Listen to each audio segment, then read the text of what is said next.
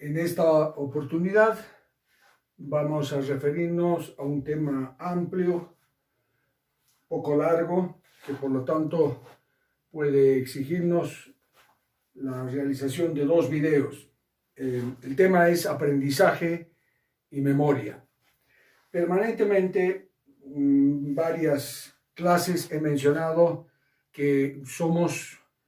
el cumplimiento de un programa que lo tenemos incorporados en todas las células del organismo, denominado genoma humano, es decir, la información genética que está con toda una codificación para que las células cumplan específicamente ciertas funciones,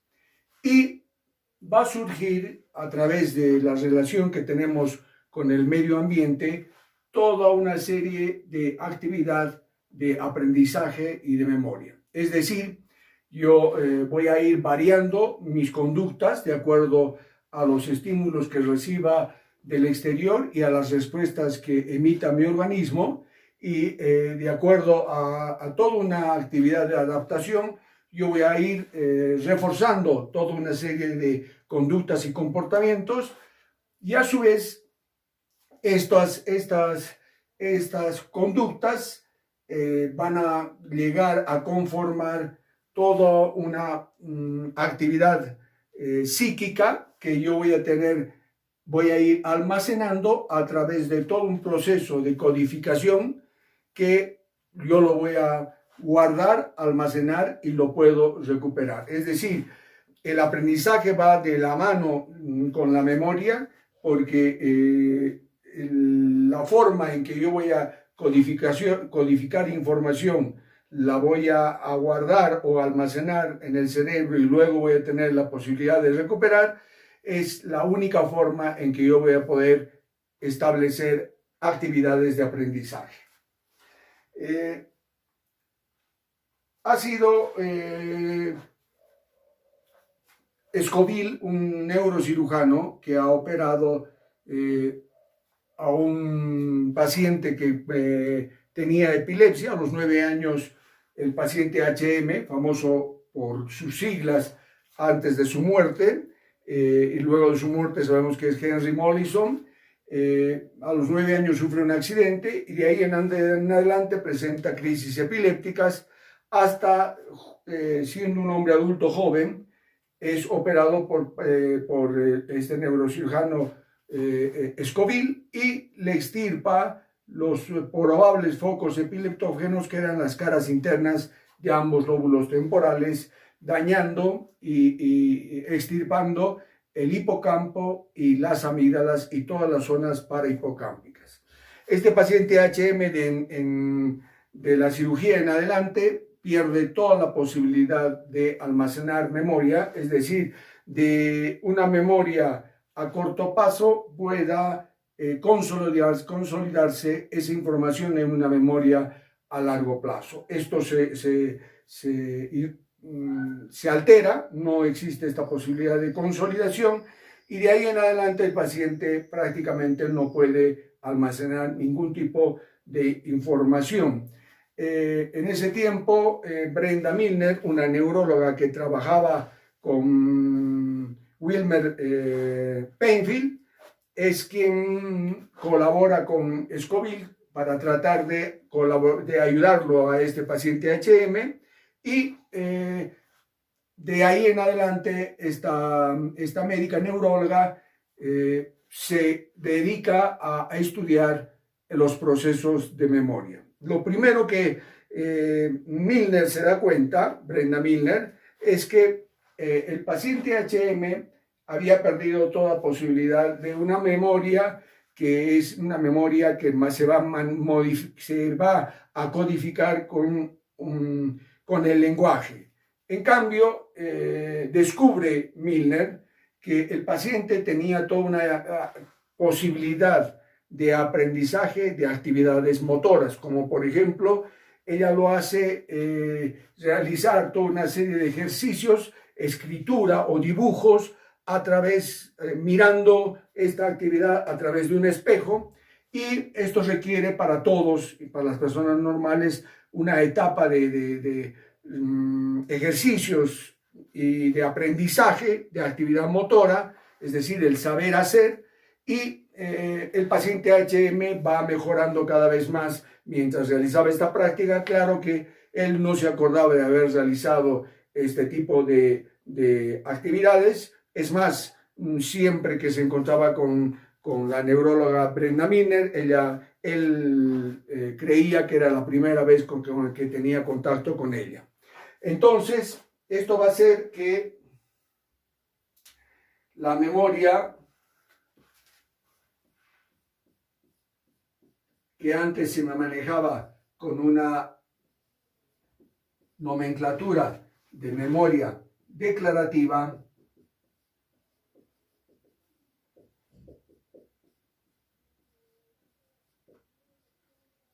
y no declarativa,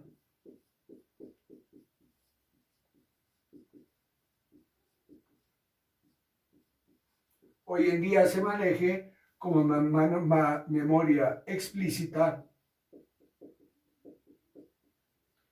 y memoria implícita.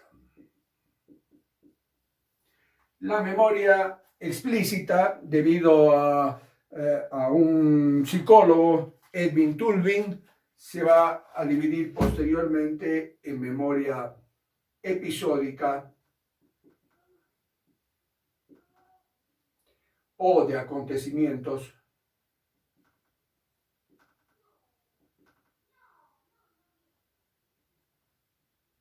y en una memoria semántica o de hechos. Es decir, en esta memoria episódica, que es la que yo me voy a acordar de actividades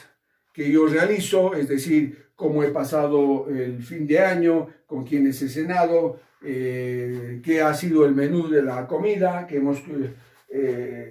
comido esa noche. Todos ese tipo de acontecimientos se manejan con una memoria episódica, que ya voy a ir adelantando que esta se integra en el prefrontal, y la memoria semántica, que es la memoria cognitiva de hechos, es decir, de todos los saberes. Específicamente podemos decir que lo que estamos memorizando en todas estas clases es una memoria de tipo semántica. Para que puedan comprender mejor, vamos a ir a cómo nos hemos ido manejando en el avance del aprendizaje de todos estos temas. En primer lugar, la memoria no declarativa o implícita podemos ordenarla en una forma de aprendizajes no asociativos y asociativos. Este tipo de memoria lo tienen especies muy inferiores. El no asociativo prácticamente es una memoria de tipo refleja, es decir, lo más común es la habituación, es decir, si recibo en forma frecuente una serie de estímulos que no son dañinos, pero que se repiten en el tiempo, yo puedo tener la capacidad de habituarme, de empezar a no responder. Un hecho interesante y muy claro desde el punto de vista de estudio y de investigación es que en las especies más inferiores, las células que van a conformar su sistema nervioso son las mismas neuronas o similares a las que tenemos el Homo sapiens. Estas neuronas lo que van a hacer es tener contactos con otras neuronas a través de sinapsis, ya sean eléctricas o ya sean químicas a través de neurotransmisores, y esos neurotransmisores que van a producirse en especies inferiores son productos químicos similares a los que se producen en nuestro cerebro. ¿Qué diferencia hay? La complejidad de redes, de contactos, de circuitos neuronales. Imagínense que una neurona, tomando un promedio, va a recibir 5.000 sinapsis de axones que le llegan, y por lo tanto esto llega a conformar una complejidad muy difícil de estudiar. Por eso Eric Kandel, que es uno de los autores más favoritos míos, ha trabajado con un molusco, la Aplicia americana, que tiene un sistema nervioso mucho más simple y por lo tanto él se ha dado cuenta que, por ejemplo, él va estimulando a este molusco y ante cada estímulo el molusco va a contraer la branquia y otro estímulo va a contraer la branquia, pero cuando estos estímulos se convierten en repetitivos, cada vez la respuesta va disminuyendo y ese es un proceso de habituación. Él lo ha elaborado viendo los circuitos neuronales, como cada vez se larga menos neurotransmisor para que se produzca esta ejecución motora. Nosotros lo podemos ejemplificar prácticamente en nuestra ciudad con todo el estímulo auditivo que recibimos, las bocinas, el bullicio, es un trauma acústico tremendamente importante, pero que nosotros en la calle ya no lo sentimos como tal, porque es tan frecuente y es casi permanente, por lo cual nos habituamos a este tipo de estímulos que incluso son dañinos. El otro tipo de aprendizaje no asociativo es la sensibilización. La sensibilización más bien es lo contrario, es una respuesta no solamente aumentada, sino es una respuesta generalizada ante un estímulo. Si yo tengo un estímulo que revienta algún explosivo cerca a mí, seguramente voy a responder con mayor intensidad y voy a hacer toda una serie de actividades reflejas, voy a girar para ver de dónde viene el estímulo, posiblemente tome toda una serie de posturas de defensa. Esa es la sensibilización, como una respuesta de tipo refleja a un estímulo. Y en cambio los aprendizajes que no requieren también una codificación del lenguaje pueden ser los aprendizajes ya asociativos, que son un poco más complejos, como por ejemplo lo que ha descrito Pavlov. Pavlov era un investigador ruso, el cual trabajaba con muchos animales, con varios tipos de animales, y en una ocasión trabaja con un perro que tenía una fístula salival, por lo tanto perdía saliva a través del cuello, y él se da cuenta que cada vez que este hombre, Pavlov, le ofrecía comida, había una salivación que era muy notoria por esta fístula de este perro.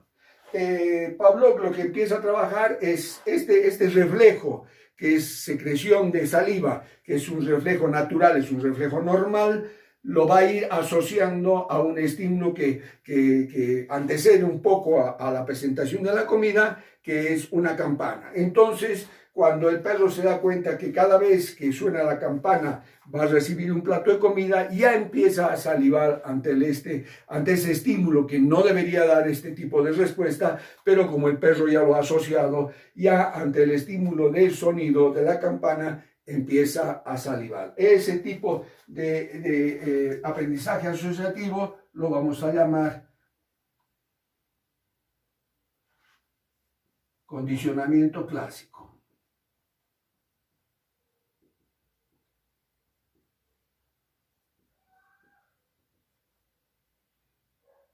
Condicionamiento clásico o de Pavlov. Por supuesto que si yo continúo tocando la campana y ya no voy presentando el plato de comida al perro, el perro se dará cuenta que no existe este tipo de asociación y dejará de salivar. El otro condicionamiento es el operante o de Skinner. Lo describió Skinner, que es nada más que reforzar toda una serie de comportamientos a través de premios o castigos. Muy fácilmente ejemplificado en lo que es un circo, es decir, todos los animales que les hacen producir y ejecutar toda una serie de actividades motoras, van a recibir un premio, en ese momento seguramente comida. Es muy común ver los delfines hoy en la actualidad, que muchos de los circos han dejado de actuar con animales, porque no solamente eran premios, también eran castigos para que tengan toda una serie de comportamientos que iban a todo el show y la función del circo. Hoy en día los delfines les hacen hacer toda una serie de actividades, es decir, empujan a la persona que está viendo el espectáculo, se acercan a ellos, etcétera, etcétera, siempre recibiendo comida, que es los pescaditos que van a reforzar. Pero también podemos tener actividades no reforzantes, por ejemplo, en una jaula, si le ponemos un color a cierta parte del piso, que cada vez que el animal pisa reciba una descarga eléctrica, esto es un estímulo aversivo y va a hacer que el animal intente no tocar esa zona de la jaula, porque ya es un comportamiento de evitación hacia un castigo. Este tipo de aprendizajes. Y el otro es uno que se ve en las aves, que es el troquelaje, que también es asociativo. El troquelaje no es nada más que una actividad imitativa que se van a producir en los animales. Muchos de esta actividad de aprendizaje está en relación a los viajes que hacen de acuerdo a los cambios climáticos. Las aves, siempre va a haber una ave que va a llevar adelante esta migración para buscar mejores aspectos de temperatura y de comida, y esto hace que las aves puedan migrar porque van a imitar actividades, y es muy fácilmente el cuento el patito feo, ¿no? Un patito, o sea, un cisne que empieza a seguir la actividad imitativa de todos los patitos, equivocadamente por supuesto, y que parecía un patito feo y que después se transforma en un bello cisne, pero porque se incorpora a esas aves imitando todo lo que hacen. Vamos a borrar un poco la pizarra.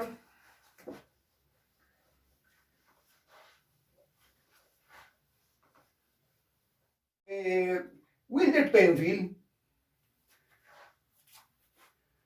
era un neurocirujano que es discípulo de Charles Sherrington. Charles Sherrington, que es uno de los padres de la fisiología, realizaba toda una serie de investigaciones en monos, estimulaba cerebros de monos y veía las respuestas motoras que estos monos podían realizar, y por lo tanto él iba elaborando una especie de mapeo del funcionamiento cerebral, muy arcaico por supuesto, pero que su discípulo Wilder Penfield, al ser neurocirujano, y él llega a operar más de 1000 pacientes con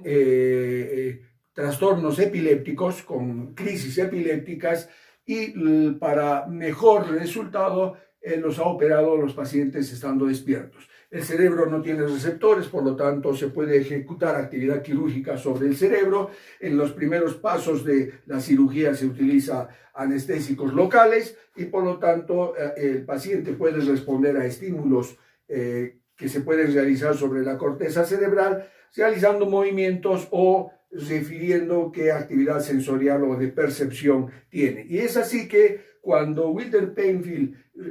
estimula los lóbulos temporales, ya existe una respuesta de experiencia. Es decir, aunque la estadística refiere que era un 8% de los pacientes que referían algún tipo de actividad de rememoración, es decir, había algo que contaban, como que aparecían caras o escuchaban voces o algunos acontecimientos como si fuesen oníricos. Entonces ya Penfield lo presenta al mundo científico como una posibilidad de un área que podría tener relación con la memoria, pero esto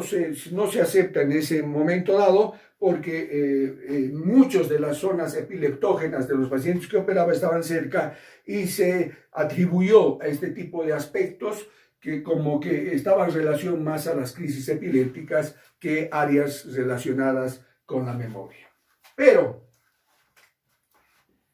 con el paciente HM cambia esto. Si tenemos aquí el cuerpo calloso, aquí no estaría rolando, por supuesto, no es zona lateral.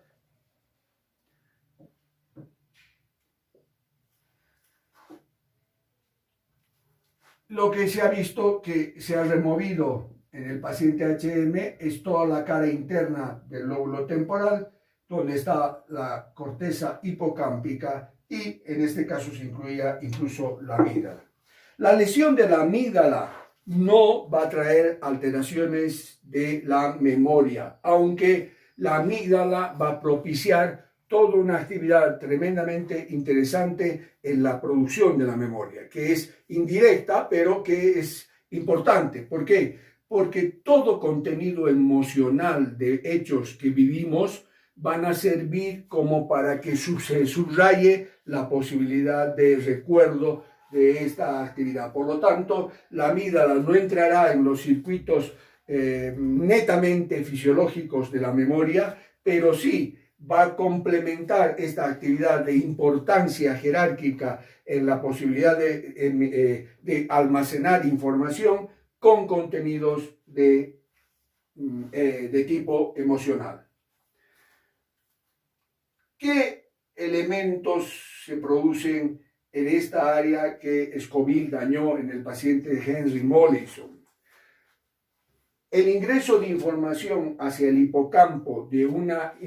información con una codificación del lenguaje hace que, estando dentro de una serie de circuitos intrínsecos de esa zona, se pueda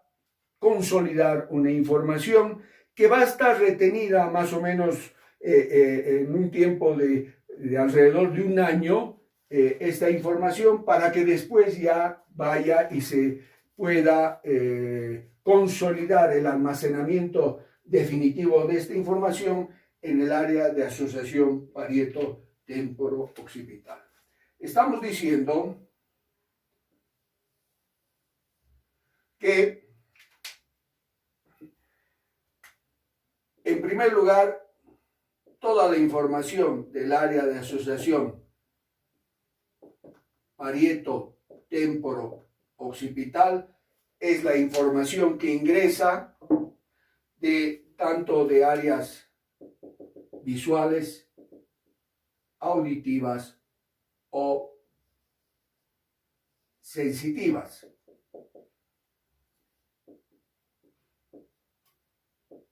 Entonces, lo primero que vamos a tener es información en área de asociación parieto-temporo-occipital. De aquí, esta información se va a transmitir a áreas parahipocámpicas,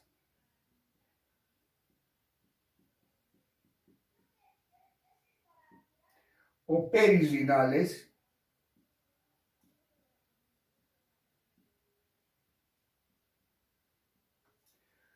y de ahí esta se va a dirigir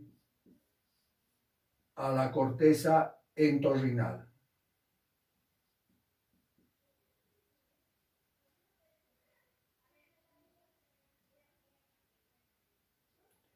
De la corteza entorrinal, si acá dibujamos diferentes áreas del hipocampo,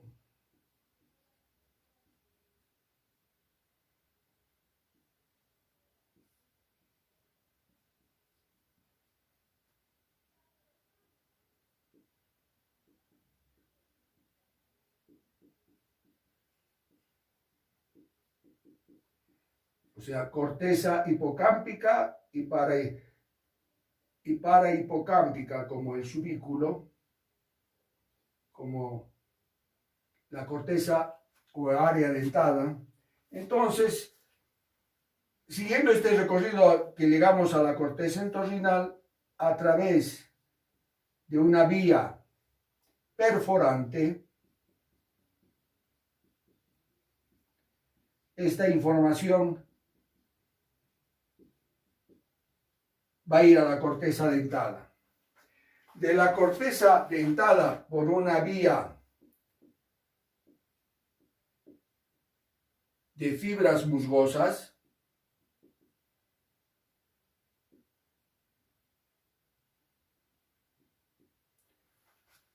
va a ir al área CA1 del hipocampo, y del área C1 hacia C3 va a ir por una vía colateral de Schiffer. Para que luego pase al subículo y del subículo retorne a la corteza entorrinal y de la corteza entorrinal retorne a la corteza parahipocámpica y perirrinal y posteriormente de estas cortezas se almacene la información en el área de asociación parieto-temporo-occipital. Esta actividad, vuelvo a repetir, va a llevar alrededor de un año, se va a consolidar muy poco a poco, por eso el paciente HM no solamente ya no puede almacenar información desde el punto de vista de su cirugía, sino pierde información de alrededor de un año antes de la cirugía. Lo anterior, toda la información que él tenía guardado de su niñez y de su juventud, queda indemne, es decir, se mantiene y él la podía recuperar perfectamente, igual que su coeficiente intelectual se mantiene y manejaba perfectamente lo que es el lenguaje. Entonces, Henry Morrison lo que pierde es todos estos circuitos que consolidaban la información que tiene una codificación del lenguaje y que la conocemos como memoria declarativa hoy en día, con la mejor terminología utilizada, como en memoria explícita.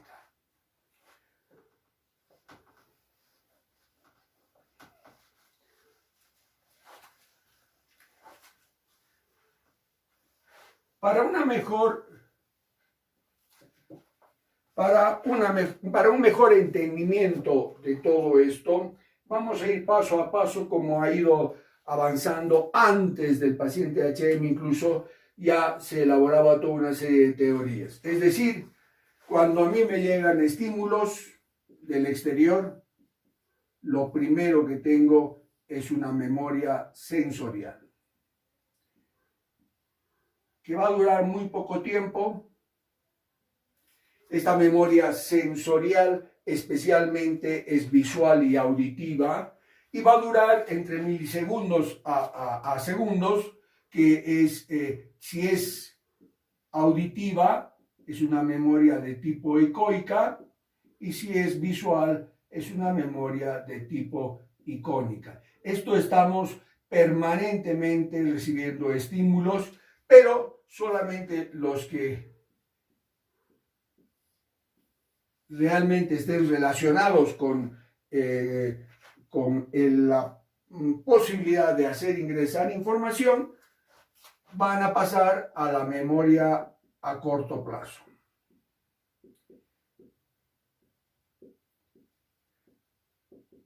Cuando hablamos de memoria a corto plazo, tenemos que hablar de la memoria activa o operativa que está en el prefrontal.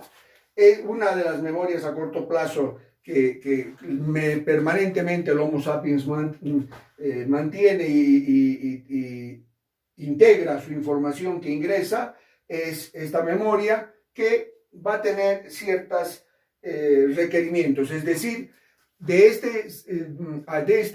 esta actividad del sistema nervioso central de tipo ejecutiva, lo primero que vamos a tener es la atención, o sea, surge del sistema nervioso de mi cerebro la posibilidad de prestar atención para que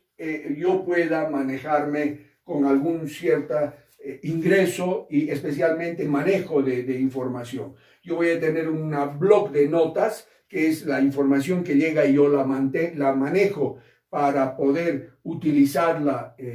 esta información, por eso este bloc de notas, y otra herramienta que es un bucle articulatorio de la palabra. Hemos dicho que esto se maneja con una codificación del lenguaje y por lo tanto, si yo en esa memoria a corto plazo que está metida en este bloc, yo puedo empezar a consolidarla repitiéndola, manejando esta codificación del lenguaje. Por eso este bucle articulatorio de la palabra, que no siempre tiene que ser ejecutada desde el punto de vista orgánico, es decir, lengua, cuerdas vocales, etcétera, etcétera, sino puede ser un proceso netamente mental, pero que yo estoy manejando esa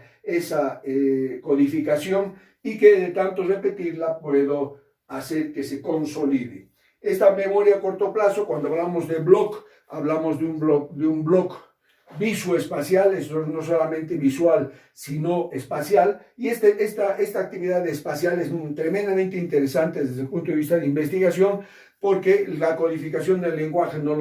lo manejan los animales de laboratorio, pero sí su orientación espacial, que está muy en relación a este mismo circuito, y que, por ejemplo, en las ratas lo maneja el hipocampo, y vamos a referirnos después de cómo podemos, en algunos tipos de laberintos, que ya no son los antiguos con pasajes, como pasadizos, sino que lo manejamos con piscinas, como la piscina de Morris, que hace que la ratita del laboratorio pueda, si se le lesionan los hipocampos, perder la posibilidad de orientación espacial, porque en esas piscinas donde se señalan algunas formas de salir de la misma, es decir, a través de ciertas gradas que se le dan la posibilidad a la rata que pueda salir a la superficie, y con algunos iconos visuales que lo orientan a que pueda dar con esa rampa de salida, hace que si a las ratas se les quita la cara interna de los temporales o hipocampos, pierdan este tipo de funciones de memoria y que ya no tienen esta orientación espacial como para poder encontrar las rampas mencionadas. Esta memoria a corto plazo lo que va a tener es un almacén muy pequeño, por eso incluso de niños o a veces también hasta en adultos, hacemos que cuando una persona quiera manejarse con este tipo de memoria, estamos queriendo recordar, por ejemplo, un número, nosotros queremos interferir con esa actividad de almacenamiento transitorio que tiene la memoria a corto plazo, haciendo que escuche otros números y podamos, vuelvo a repetir, hacer de que olvide fácilmente. Esto va a durar entre puede llegar hasta varios minutos si yo voy repitiendo la información. Cuando yo logro engramas, ¿qué son los engramas?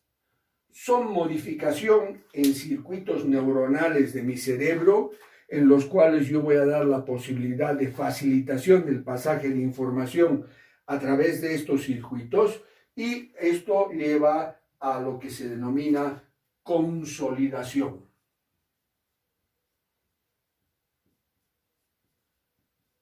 Y si esta información se consolida, pasa a una memoria a largo plazo.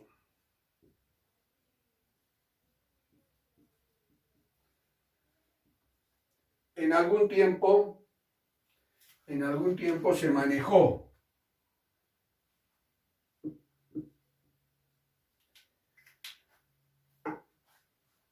una nomenclatura como memoria primaria y memoria secundaria. Esta memoria a largo plazo, con la nomenclatura antigua memoria secundaria, es una memoria con un almacén tremendamente grande, que ya lo hemos señalado que está en el área de asociación parieto-temporo-occipital, pero no es que la información se la va como guardando en lugares específicos, sino está distribuida y es genérica. Por ejemplo, lo primero que si yo me quiero acordar de un animal grande como ser un elefante, lo primero que vamos a buscar en ese gran almacén, si esto es un mineral, si es un vegetal, si es un animal, entonces ya tenemos uno de los atributos de este tipo de memoria, que es darle su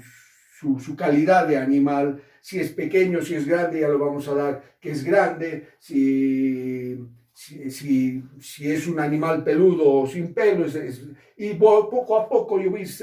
retomando ciertas características del animal, el tipo de las patas, que tiene 2 colmillos, el color gris, etcétera, etcétera, hasta que yo armo en esa área de asociación paritotemporoccipital lo que corresponde a mi memoria sobre lo que representa en mí el animal que es un elefante. Así se va manejando, y por supuesto en la nomenclatura antigua de esta memoria secundaria había una memoria terciaria, que era una memoria que correspondía a la memoria a largo plazo, pero que era una memoria que yo la utilizaba muy frecuentemente y que por lo tanto en ese almacén tremendamente grande estaba como muy a la mano para la posibilidad de recuperación de esa información, que es el nombre, mi número de carnet de identidad, los nombres de mis hermanos, de mis familiares, etcétera, etcétera. Vuelvo a repetir, una memoria que se maneja frecuentemente, asiduamente, y que por lo tanto es de muy fácil de recuperación. Muy bien, vamos a borrar otra vez la pizarra.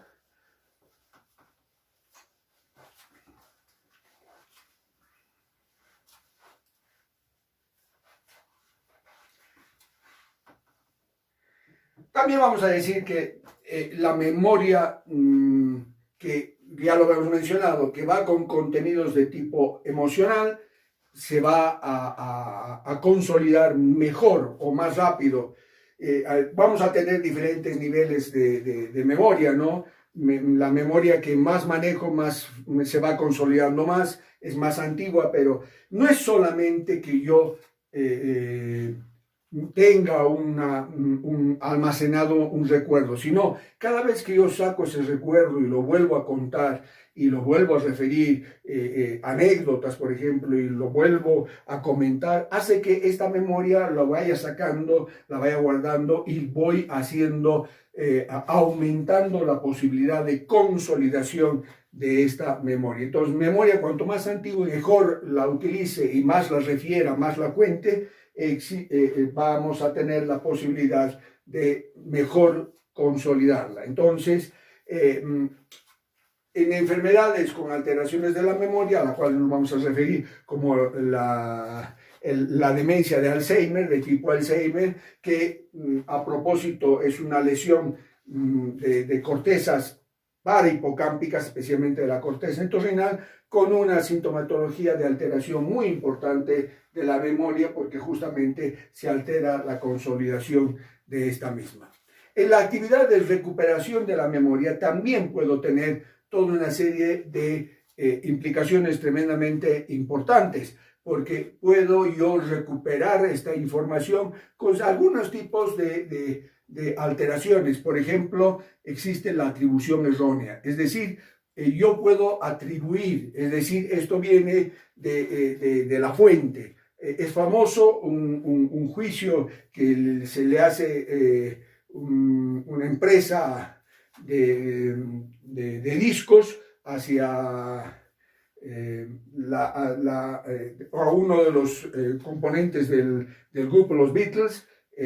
porque a George Harrison, por su canción My Sweet Lord, porque fue una canción que tuvo un éxito tremendo, una repercusión, pero que la melodía correspondía a otro grupo que después Harrison acepta que le había escuchado muchísimos años antes, pero que él, cuando compone este éxito musical, él lo crea como que está pensando de que está creando todo este tipo de melodía. La justicia acepta que es una atribución errónea que ha tenido George Harrison, pero que igual ha tenido que pagar toda una serie de indemnizaciones, pero puede uno tener una serie de atribuciones, vuelvo a repetir, de la fuente, atribuciones erróneas. En esta recuperación también podemos tener algunas alteraciones, como puede ser la sugestibilidad. Esta sugestibilidad se ve mucho en los niños. O sea, podemos hacer que en un aula de un niño ingrese una persona con, por ejemplo, una persona que no tenga pelos, un calvo, y que al pasado algunos días a los niños se les haga toda una serie de preguntas, entre esas, por supuesto, aquí tenemos elementos externos que le podemos hacer la pregunta a los niños de qué color era el cabello de la persona que nos ha visitado, y algunos dirán que realmente no tenía pelo, pero algunos de los niños ya empiezan a sugestionarse y van a poner de que, por ejemplo, era una persona pelirroja, y hasta incluso pueden empezar a imaginarse que tenía bigotes. Esto se ha visto mucho en la posibilidad de alterar la recuperación de recuerdos en los niños, y hay que tener muchísimo cuidado en este tipo de investigaciones policiales y sociológicas de los trabajadores sociales que hacen en niños que uno puede influenciar en esta recuperación, y existe esta posibilidad de sugestibilidad. La otra es la propensión, que es más bien, ya no es de factores externos, sino que yo voy a adecuar la información que tengo a hechos actuales, y puedo hacer este tipo de alteración de la recuperación de la memoria, vuelvo a repetir, para adecuarla a circunstancias. Bien, yo creo que no lo quiero hacer el tema tremendamente largo, falta muchísimo, vamos a hablar de muchas alteraciones de la memoria, pero también algunos temas más que quedan todavía pendientes para poder avanzar desde el punto de vista integral sobre este tema, que es muy importante tanto para los estudiantes de psicología como de psicopedagogía. Pero cuando lo hacemos a veces muy largo, hacemos que el aprendizaje no se realice en la forma óptima como pretendo que se pueda consolidar. Muy bien, muchísimas gracias. Estamos en pocos días con la segunda parte de este tema, aprendizaje y memoria.